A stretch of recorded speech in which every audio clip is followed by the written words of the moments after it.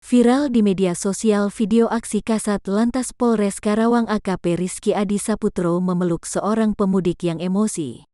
Rizky menceritakan, pada Senin tanggal 10 Mei tahun 2021 dini hari, ada beberapa pemudik yang melakukan provokasi di area pos penyekatan Tanjung Pura, Karawang.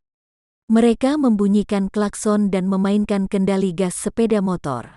Salah satunya yang melakukan provokasi merupakan pemudik yang dipeluk Rizky. Petugas awalnya ingin mengamankan pemudik itu. Namun, si pemudik tak berkenan. Dia juga enggak mau untuk diamankan.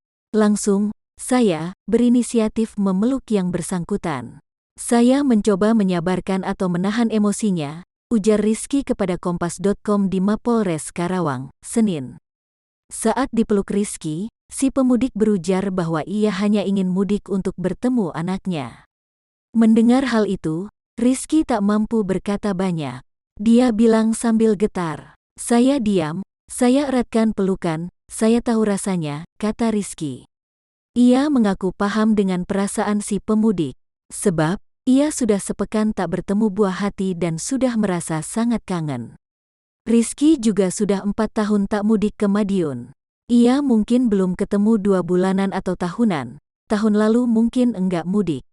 Beda emosinya, momen inilah yang jadi tradisi mereka memaksakan mudik, ujar dia. Terpancing emosinya dan melakukan tindakan yang sifatnya provokatif, seperti membunyikan klakson, kemudian ada yang bermain dengan gas kendaraan sepeda motornya. Nah, salah satunya, bapak yang ada dalam video itu ingin diamankan oleh petugas, anggota Dalmas, Ditsabara. Nah, ketika mau diamankan, yang bersangkutan juga emosi, tidak mau untuk diamankan. Untuk itu, saya coba langsung berinisiatif secara spontan memeluk yang bersangkutan.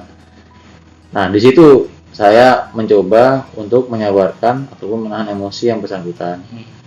Ya, bahasanya mungkin kami ngomong, "Pak, sabar Pak, istighfar," seperti itu.